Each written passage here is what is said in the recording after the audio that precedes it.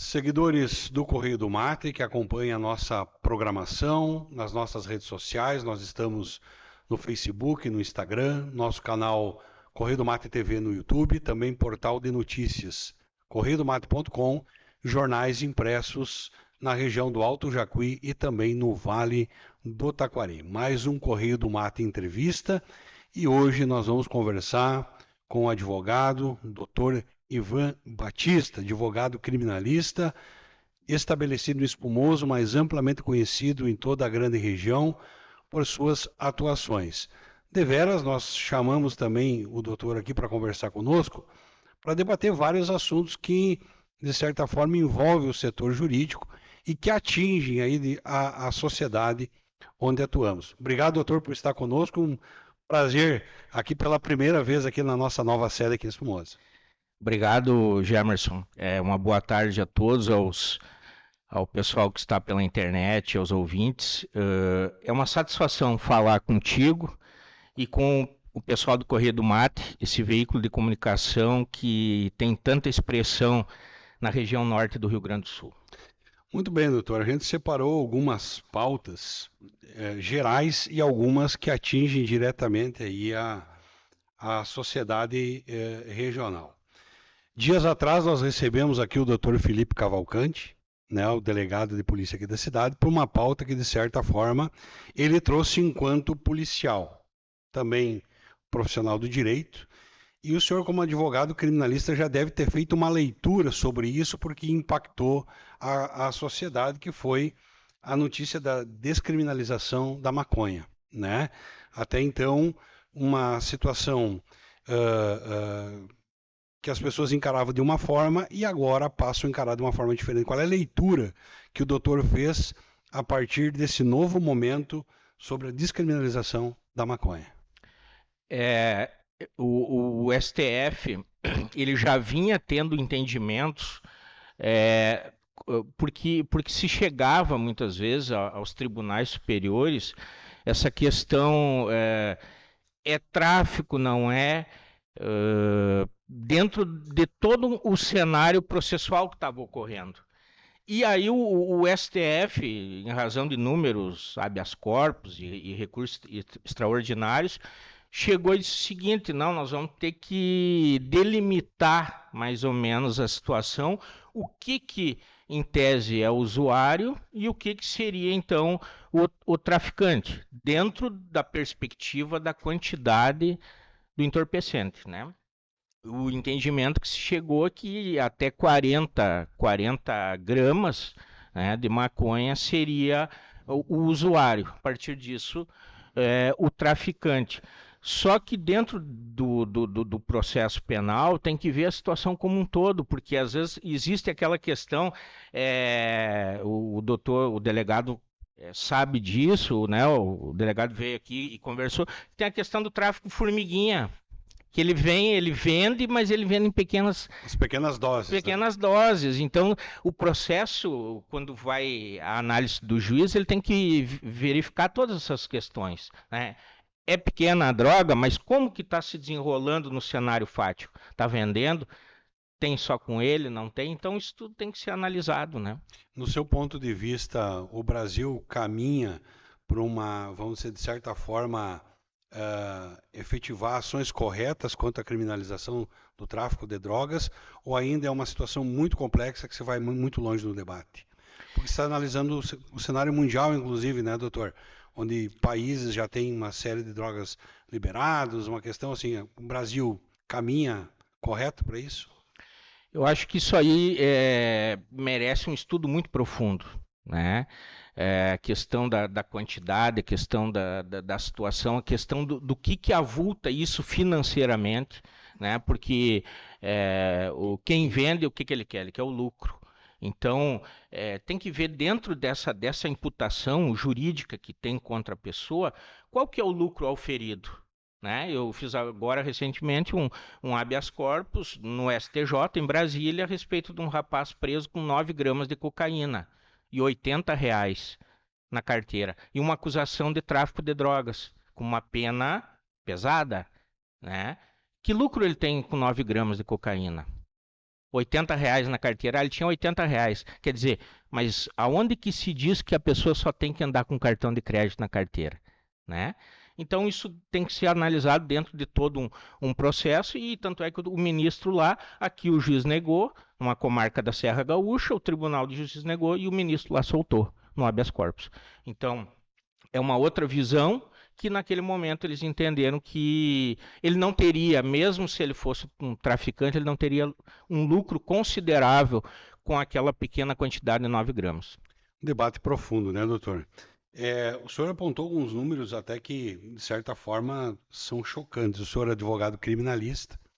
Você fala na necessidade de construção de mais penitenciárias para alocar mais presos, né? Qual é o cenário penal hoje do Brasil, doutor, levando em consideração que o senhor aponta para nós que 850 mil pessoas estão enjauladas e muitas delas não precisariam, não teriam necessidade de estar lá e estão tendo suas vidas, de certa forma, afetadas diretamente por isso? Segundo pesquisas que é do CNJ, o Brasil é a terceira maior massa carcerária do mundo. São 850 mil presos, mais ou menos. Desses 850, 70% são negros. E quase 40% são presos provisórios, ou seja, são presos que ainda não têm a sua culpa formada, estão em prisão preventiva, prisão temporária, e que no final da tramitação do processo podem ser inocentados. Também se estipula que em torno de 300 mil mandatos de prisão estão na rua para ser cumpridos. Então, se eles fossem todos esses mandatos cumpridos, a massa carcerária do Brasil passaria de 1 milhão. O que é muita coisa, isso é maior que muito país da Europa, em termos de população, né? Então isso é complicado, tem que ser analisado tudo, e uma das premissas de uma sociedade civilizada é que a pessoa tenha a presunção de inocência. Principal coisa é a presunção de inocência e o devido processo legal. O que é o devido processo legal? Ela vai ser julgada, processada, dentro dos limites das garantias constitucionais, sem excessos, seja por quem quer que seja. Então, a premissa de uma sociedade civilizada é a presunção de inocência e o devido processo legal. E aí a presunção de inocência entra essa questão, mas se ele está preso provisório e depois ele é inocentado, como fica a presunção de inocência? Muitas vezes as pessoas veem determinados crimes, determinadas situações e não entendem por que o acusado ganhou a liberdade. Por quê? Porque a prisão preventiva não tem a função de prisão-punição. A prisão preventiva é para riscos ao processo, é para garantias de proteção ao processo, né? Ela não serve como uma prisão-punição, que é a prisão própria da prisão definitiva após o trânsito julgado do processo. Acabou, não tem mais recurso, vai cumprir a pena. Então, realmente é uma situação complexa, né? Mas, doutor, levando em consideração essas questões que envolvem ainda o desenho da criminalidade, o doutor tem falado muito na necessidade do olhar humanizado em cima dos processos dos júris. Gostaria que o senhor explicasse melhor para a nossa audiência o que distancia o processo jurídico técnico de um processo de humanização, ou seja, quem julga, quem está ali como jurado, um advogado de acusação ou promotoria, entender a problematização social nas causas que chegam até os juízes. Eu sempre digo que a advocacia é uma profissão muito difícil. Eu digo que nenhuma outra profissão você é tão testado publicamente como o advogado. Porque você é contratado para defender uma tese e do outro lado tem alguém com o seu conhecimento, mais ou menos, que vai apontar os seus erros a todos os instantes. Quando existe, por exemplo, um médico, ele vai fazer uma cirurgia, não tem um outro cirurgião ali dizendo, você está errado, aqui não é para cortar, está cortando muito para lá. E o advogado tem alguém o tempo inteiro acusando os equívocos dele no processo. Então, nós somos muito testados na advocacia. E com relação à questão humanitária, todo o processo é feito para o réu, mas a função do processo, função da pena, não é só punir também. Então tem que dar condições para que aquele indivíduo ele possa voltar a ter um convívio em sociedade dentro de uma perspectiva que ele possa sobreviver. Por exemplo, nos Estados Unidos, o acusado, quando ele é preso, é feito uma espécie de uma poupança para ele. Uma poupança, e ele vai cumprir a pena dele ali, aquele dinheiro fica rendendo nos bancos. O dia que ele ganha a liberdade, ele ganha o cheque, está aqui. Você vai recomeçar a tua vida. No Brasil, ontem eu consegui soltar um rapaz que estava preso em Getúlio Vargas, simplesmente eles abriram a porta, vai. Quer Então, entrega a própria sorte. A própria sorte. Aí essa pessoa, muitas vezes, no mercado de trabalho não ganha oportunidades, é uma situação, é um debate muito complexo, isso envolve muitas questões que exigem um debate profundo de todos, né?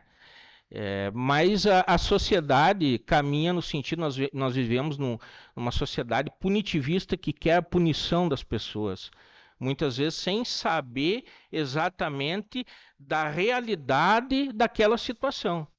Eu tive um caso, só para você ter um exemplo, que eu estava na praia, em Capão da Canoa, e passou uma notícia de Espumoso. Criança de 2 anos de idade é abusada por determinada pessoa na cidade de Espumoso. Uma amiga minha me disse, nossa, isso é um monstro, um cara desse tem que morrer. Me falou, você não vai pegar esse caso, Ivan. E eu vim, depois acabei sendo contratado, e teve manifestações na frente do presídio, passeatas, protestos, e essa pessoa foi inocentada pelo Tribunal de Justiça. Foi inocentada. Então, muitas vezes a gente tem que ver dentro de uma visão do todo. As pessoas não têm a visão do processo inteiro. Eu digo assim, as pessoas dizem, mas o fulano tem que ter pena de morte, ele é culpado. Eu digo, mas você sabe o que diz na página 300 do processo? A página 218, você leu? Não, não li. Então como é que você sabe que ele é culpado? Né? Então, é isso que é o dia a dia do advogado. Eu sempre digo que você ser advogado criminalista, nada mais é que você oferecer para quem irá julgar uma outra compreensão a respeito de um fato da vida. Você leva uma outra compreensão de um fato que aconteceu. E aí aquela pessoa vai ver se a versão do teu cliente, da pessoa que você está representando, é viável de ser absolvida ou ela vai ser condenada. É assim o processo penal. Muito bem, aproveitando a sua vinda aqui, doutor, antes da gente entrar nas próximas 2 pautas aí que a gente desenhou, eu queria ouvir um pouquinho da vida profissional do doutor Ivan. Afinal de contas, o senhor, como diz o gaúcho, pelhou bastante para chegar até o diploma, né?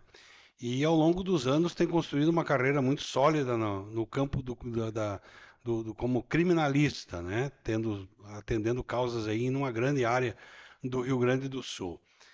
A partir de que momento surgiu a escolha? Porque os advogados seguem caminhos, né? Temos advogados que são previdenciários, temos advogados que vão para o campo empresarial, mas o doutor Ivan ficou nesse cenário de criminalista e ainda muito jovem ainda, né, doutor? Então, tem uma carreira longa ainda pela frente e construiu um nome que hoje é considerado muito importante na região aí dentro desse cenário. Eu costumo dizer, eu faço uma brincadeira, até às vezes as pessoas dizem assim, não, mas ele está se achando. Eu costumo dizer que eu não escolhi ser advogado, eu fui enviado. E era uma coisa que eu sempre queria ser. Eu nunca quis fazer faculdade de Direito para ser juiz, para ser promotor, para ser delegado, procurador, nada. Eu sempre quis ser advogado criminalista. Na faculdade, as pessoas diziam, não, eu quero ser juiz, eu quero ser advogado criminal.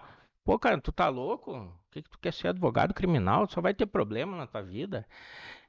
Mas são coisas que me fascinaram desde a infância. Veja bem, eu estudava na escola Clemente Pereira, eu era um péssimo aluno. Eu era um péssimo aluno porque eu era hiperativo. Eu não conseguia aprender. Inquieto. Minha cabeça estava a milhão e eu sentava na janela, no fundão. Eu era da turma do fundão. Sentava na janela e do outro lado da rua tinha um senhor que ele estava sempre bem alinhado, de terno, e ele conversava com as pessoas, e as pessoas estavam sempre por ali, ele sempre conversando. E um dia eu pedi para a professora, quem é esse senhor? Ela me disse, esse é o Dr. Getúlio Soares, é o maior advogado criminalista da região. Ele é muito famoso. Morava na frente do colégio. Na frente do colégio. E eu via ele, eu disse, nossa, um dia eu vou ser que nem ele. E aí depois a minha avó me levou para assistir um júri, e eu achei a coisa mais linda do mundo, ver o advogado falar, ver os debates, o promotor. Eu disse, é isso que eu quero para mim. E hoje eu estou aqui. Pode dizer que o doutor Getúlio foi a tua primeira referência. Foi a primeira referência, né? Primeira pessoa que eu vi, nossa, é um grande advogado. Nossa, um dia eu quero ser que nem ele. E depois vieram outros nomes. Vieram outros nomes, né? A nossa região é um manancial de grandes advogados. A nossa região, tivemos grandes advogados, né? A região de Soledade, a região de Passo Fundo. E recentemente eu fiz um júri com um promotor de justiça, que é o melhor promotor de júri do estado, doutor Eugênio Paes Amorim, e ele foi promotor em Soledade, e ele disse que os 2 maiores advogados em 1.500 júris que ele fez, os 2 melhores eram de Soledade. E ele me comparou a eles. Então, não quero mais nada na minha vida. Tu acaba sendo referendado por gente que tem uma história gigante. Exato. E aí eu vendo o filme daquele Ivan que ia para a faculdade muitas vezes de ônibus, viajando de pé e com dificuldade e não tendo dinheiro para comprar livros, e o caminho que eu trilhei e estou trilhando, eu fico satisfeito. Não envaidecido, mas sabendo que eu estou no caminho certo. Quantos anos já na profissão, Ivan? Hoje já são 16 anos. 16 anos, já perdi a conta quantos júris, quantas sustentações orais, quantas audiências, né? Eu sempre digo, hoje me perguntavam sobre a questão do que está na moda agora, a inteligência artificial. Isso. Inteligência artificial, você contrata um programa e escreve o processo. Eu disse para a pessoa que me perguntou, mas a minha inteligência não é artificial, é real. Eu disse, será que o programa ele tem toda a expertise, ele tem toda a astúcia que o advogado tem para fazer um projeto de defesa e colocar ele em prática? Então, a minha advocacia que eu falo é uma advocacia artesanal. Sim. É bem artesanal. É a tradicional mesmo. É a tradicional. Eu sempre quis isso. Então, às vezes chegou um estudante de direito... Tanto que quem visita o seu gabinete lá vê que é uma biblioteca. É uma biblioteca, exatamente. Chegou um rapaz no escritório agora, filho de uma cliente, e disse assim, nossa, é cenário? Eu disse, como assim? Não, mas isso é cenário, é para enfeite esses livros? Não, é para ler, para estudar. Infelizmente, a crise do ensino jurídico passa por isso. Na minha época, nós fazíamos 5 anos de faculdade presencial, 2 anos de pós-graduação toda sexta-feira e sábado. Hoje o pessoal está fazendo pós-graduação em 6 meses, online, fazendo a faculdade toda online. Muitas vezes chegam no escritório formados sem a mínima noção de direito. Muito bem. Doutor, nós tivemos 3 casos aí na região. Eu queria iniciar por um, porque até entender a insistência, porque eu acredito que na sua profissão acreditar faz parte, né? Acreditar faz parte. Durante 17 anos, o Cândido Juarez esperou pelo retorno à Brigada Militar, e ele me contava, em oportunidades que conversou, e nós tivemos em Rio Vado, quando ele tomou posse de novo no comando lá da Brigada Militar, retornou à Brigada Militar, que o doutor estava no início dos trabalhos enquanto advogado e acreditou nele, né? E 17 anos depois o senhor conseguiu uma vitória até então que muitos diziam que não ia acontecer, e o Cândido voltou para a Brigada Militar. Esse é um processo que O mais longo, acredito, da sua carreira, né? é um processo que eu digo que ele deve muito a mim, as pessoas falam, e eu devo muito a ele, porque a advocacia é um exercício de humildade muito grande. Eu sempre digo, você tem que ter um exercício de humildade todos os dias, porque você pode saber que você pode perder, mas você tem que ter a pretensão de achar que vai ganhar. Quando eu fui procurado pelo Cândido, eu fui, acho que a última opção dele, porque eu era um jovem ainda, com 20 e poucos anos, saído da faculdade, e o Cândido tinha passado por inúmeros escritórios, inclusive de especialistas, grandes referências na advocacia, que diziam para ele que ele mudasse, que ele não iria ter condições de voltar à função pública, que ele terminaria perdendo, Para o que pessoal entender, ele foi afastado da Brigada ele foi Militar. acusado de alguns crimes e ele foi expulso, foi exonerado da função pública e era um processo difícil. E eu acabei acreditando, era um processo muito extenso. Naquela época eu estava começando, eu tinha tempo. Hoje eu acho que eu não teria condições de dar aquela assistência para o Cândido, né, se me procurasse, porque naquela época eu tinha mais tempo para analisei todo o processo e montei uma estratégia dentro da perspectiva que nós tínhamos de êxito no processo e acabamos ganhando. Foi um processo extremamente complexo, com inúmeras perícias. É um processo que eu costumo dizer que qualquer pessoa, qualquer estudante de direito ou advogado que queira ter uma noção de processo, de recursos, está ali dentro. Tem todo tipo. Esse processo tramitou no STJ, no STF. Vale um doutorado. É um doutorado de prática de advocacia. Muito bem. Doutor, tivemos outros 2 casos polêmicos, um local e um regional. Terminada a gestão do então prefeito Derli Helder, né? O contabilista Ricardo Estrela, conhecido aqui na cidade, ele terminou a sua atividade enquanto secretário municipal da Fazenda e recebeu ali naquela oportunidade, nós ainda não operávamos como veículo de comunicação aqui em Espumoso, mas ele recebeu algumas acusações de possível recebimento de propina. E dias atrás o senhor concedeu entrevista ao Clique Espumoso, já reportando essa situação. Que o senhor fizesse uma leitura desse caso, que também foi mais um caso que acabou revertido agora em vitória para o seu Ricardo Estrela, de certa forma, tirando, eu digo não da sociedade, mas tirando principalmente, como ele mesmo colocou, um peso das próprias costas, né? Exato.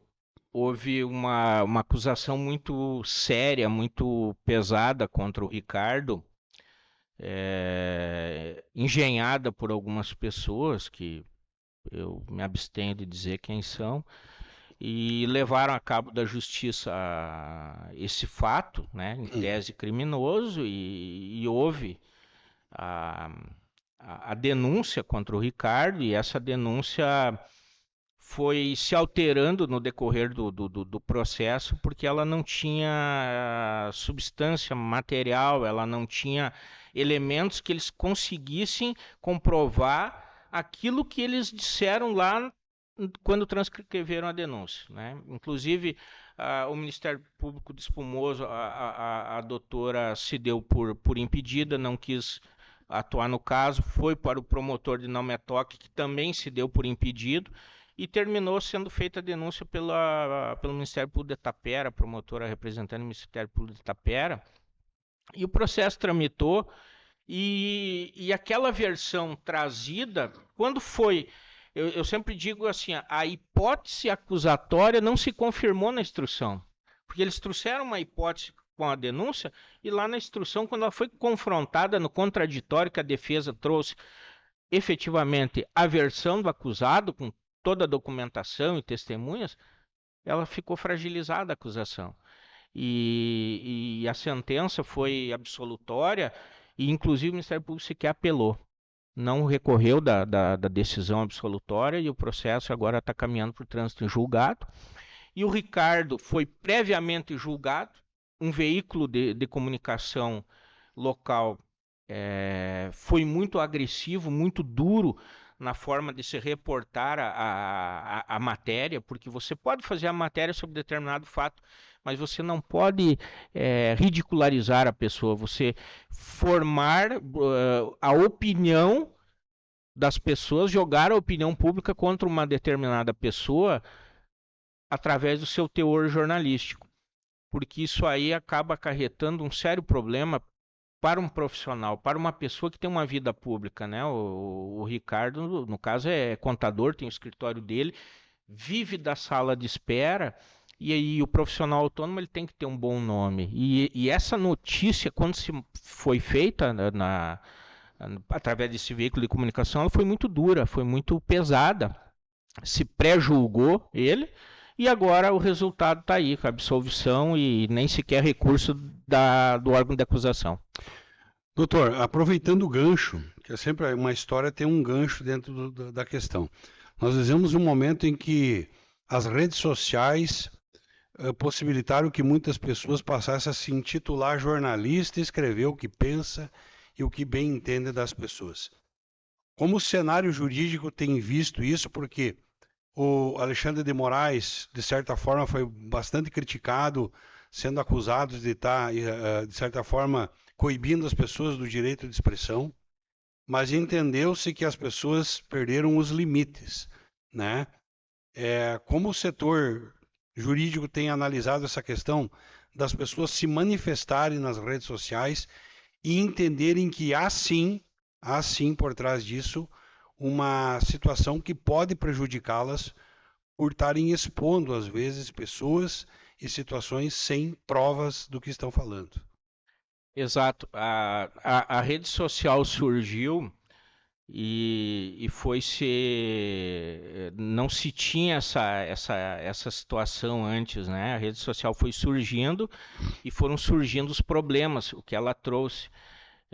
Antes a pessoa conversava num bar, conversava numa padaria, falava mal do STF, do juiz, do advogado, de qualquer um, criticava isso ou aquilo e ficava por ali. A rede social, eu sempre digo que ela deu voz a todos, só que essa voz ela tem que ser cuidadosa, ela não é uma terra sem lei. A pessoa, tu é livre para falar o que tu quiser na rede social, escrever, postar, mas tu pode ter consequências. E eu acho que a liberdade de imprensa, a liberdade de expressão, ela é um direito nosso, um direito de todos, é um direito sagrado, está na Constituição. Mas tu não pode extrapolar, usar desse direito invocado para agredir, para atacar, para ofender, para macular a honra das pessoas. Então, acho que o STF, de certa forma, ele está regularizando isso, e o próprio judiciário como um todo. Mas regularizando, quando a gente fala de uma maneira coerente também, né, doutor? Não pode simplesmente dizer, tu é um ladrão. Tá, como se diz, mesmo para um próprio político, né? Mas, esse político é um ladrão, vai na rede social, esse é um baita de um ladrão. Cara, mas tu tem que ter provas disso. Exato. Veja só, vou dar um exemplo que eu tive um caso no escritório que um médico, ele foi num restaurante e ele demorou para ser atendido. E daí ele pegou a comida e levou para casa. Daí na casa ele tirou uma foto da comida que ele comprou e escreveu um texto reclamando do estabelecimento, atacando o estabelecimento, que aquela comida era horrível, que nem os cachorros dele comiam. Aonde que está a liberdade de imprensa, de expressão nisso? Não, ele foi atacar o órgão, o restaurante, o estabelecimento. Ele foi atacar, ele não queria se expressar, ele queria atacar. E tanto é que ele foi condenado criminalmente e na parte civil na indenização. Então, esse é só um exemplo do que as pessoas têm. A rede social deu essa possibilidade, mas tu pode usar ela de uma forma que tu não agrida ninguém. E pode dizer a mesma coisa, né? Exato, tu pode dizer a mesma coisa. Olha, tive no estabelecimento, não precisa dizer o nome do estabelecimento, tive lá e não gostei do atendimento. Acho que podem melhorar. Agora, tu dizer, não, lá é um péssimo local, não vão, a comida é ruim, o atendimento é péssimo, são pessoas. O que pode ser péssimo para ti não necessariamente vai ser péssimo Exato, para o com outro, né? certeza, com certeza. Tem gente que gosta de feijão com sal e feijão sem sal, né? Com certeza. Então, a rede social, o que você falar, depois você vai ser responsabilizado. Se tu se excedeu, extrapolou os limites do bom senso, o judiciário está aí para isso. E todo dia tem ações referentes a esse tipo de coisas. Sejam processos criminais através de uma queixa-crime ou ações de reparação civil. Doutor, num caso mais recente, a região lembra desse fato, aconteceu em Birubá. Um cidadão acabou sendo, se eu não me engano, o senhor vai me corrigir, mas foi esfaqueado dentro de uma gráfica, né? Em Ibirubá e acabou falecendo e coisa e tal, e o senhor é o advogado do acusado, então, né? Qual é a realidade desse caso? E agora o senhor reporta que o rapaz está solto, né? E como é que foi construída essa situação? E final de contas, qual foi a leitura jurídica desse caso que, de certa forma, acabou impactando a região? Esse caso, ele foi muito noticiado, ele teve uma repercussão muito grande, ele saiu, ultrapassou as fronteiras do Rio Grande do Sul. Eu lembro que ele foi noticiado até no Datena, e eu fui contratado, fui chamado pelos familiares do acusado, e ele foi tomado de um surto psicótico, e acabou tendo esse gesto translocado e acabou matando uma pessoa dentro do interior de uma gráfica em Ibirubá. Está respondendo esse processo. E agora, semana passada, nós conseguimos a revogação da prisão preventiva e ele acabou sendo solto. Muita gente me pergunta, mas como? Foi um gesto absurdo, um crime bárbaro. A questão que aí reporta o que eu falei no início da fala.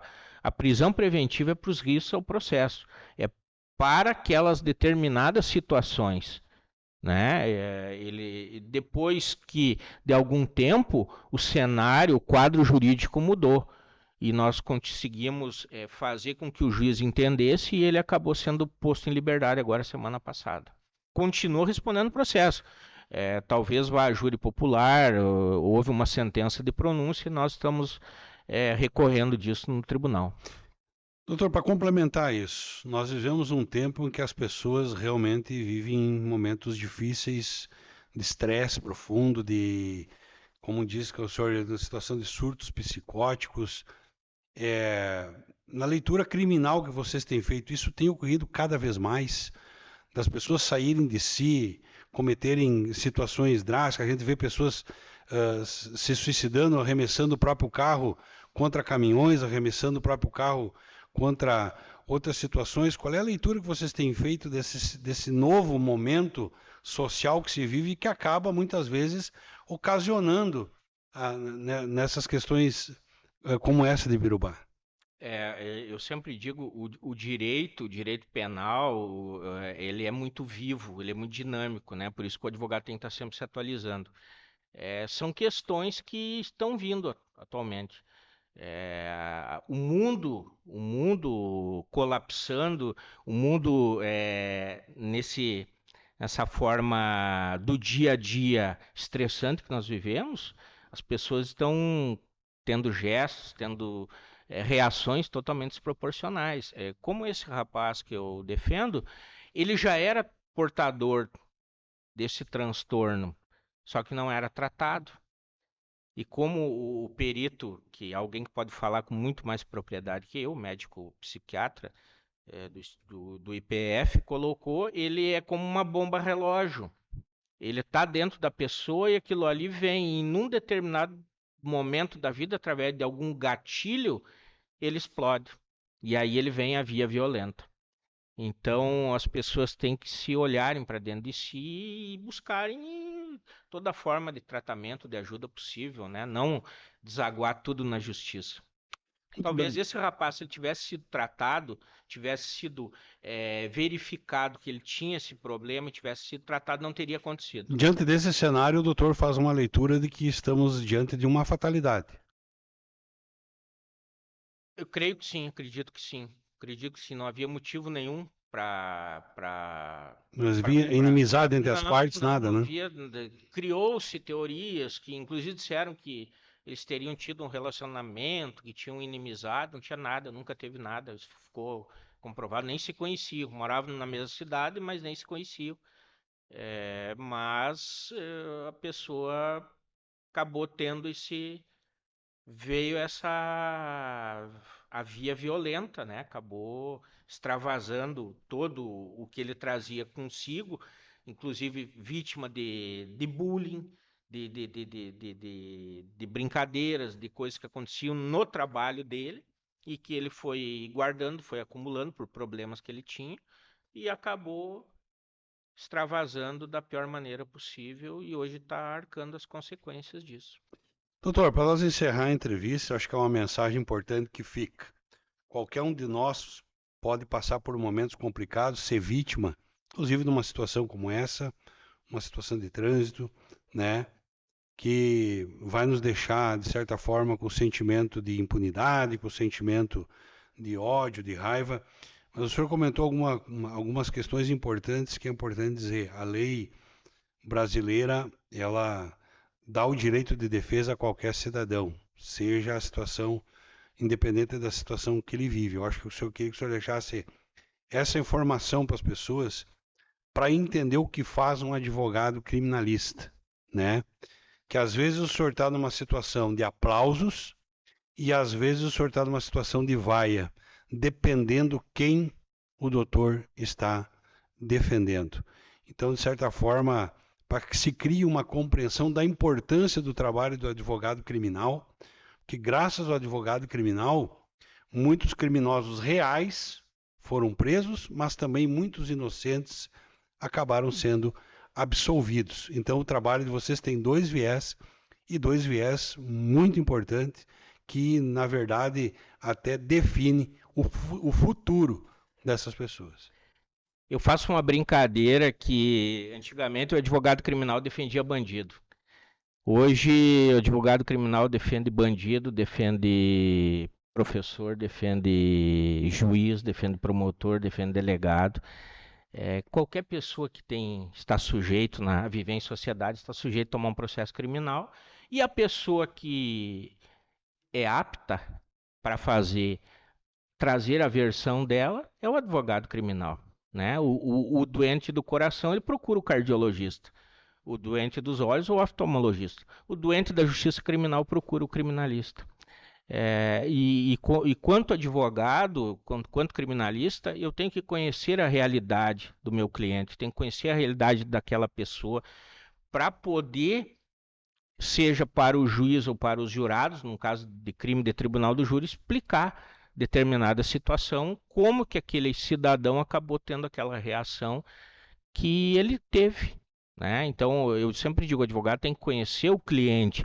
Teve uma situação em São Paulo que um paraibano foi acusado de matar uma pessoa na Praça da Sé e ele foi defendido pela Defensoria Pública. E o promotor veio fazer a acusação, um cidadão de 1,80 m, e disse: esse paraibano é bandido, é mau, ele matou, ele esfaqueou. Desde sempre ele andou com faca, ele não leva desaforo para casa, ele é ruim, ele tem que ser condenado. E aí o defensor público, baixinho, não conversou com o réu, que estava preso, não sabia de nada, foi fazer a defesa. Diz: olha, senhores jurados, esse rapaz aqui não matou ninguém. Ele é uma moça, ele é educado, ele não tem índole, ele não é violento. Ele jamais iria tomar uma atitude violenta. Aí o réu levantou e disse: doutor, esse baixinho aqui não me conhece, quem me conhece mesmo é o grandão. Então veja a perspectiva, a necessidade de tu conhecer quem você vai defender e muitas vezes o local. Eu tenho situações que eu às vezes vou fazer um júri, eu sempre vou no local do fato. fiz um júri aqui, que a acusação dizia que a vítima foi morta porque não tinha para onde sair. Ela saiu do salão de festas e não tinha para onde sair e o réu estava aguardando e executou ela. Fui lá no local dos fatos, vi a situação, tirei foto, andei e vi que tinha uma porta ao lado, ela poderia ter saído. Ela não quis sair, ela quis brigar e na briga ela se deu mal. Então, essa é a diferença. Se ele quisesse realmente fugir, tinha fugido, tinha saído, mas preferiu ir brigar e daí na briga não levou vantagem. Então, e foi inocentado no júri. Isso porque, graças a eu ter ido lá, ter visto toda a situação e ter entendido dentro daquela dinâmica como se deu o fato. Muito bem, doutor Ivan, quero agradecer a sua vinda aqui na nossa programação. Espero que não seja a primeira e última. Vamos lhe convocar para outras, até porque, não apenas para pautas locais, né, doutora? Às vezes até para trazer localmente uma informação de fatos relevantes do Estado, no Brasil, em que é preciso uma interpretação das pessoas entender o que está acontecendo. Então, lhe agradecer mais uma vez por ter estado aqui conosco e as portas do Correio do Mate seguem abertas para o senhor. Gemerson, é um prazer imensurável para mim estar aqui, conversar com você e com o pessoal do Correio do Mate.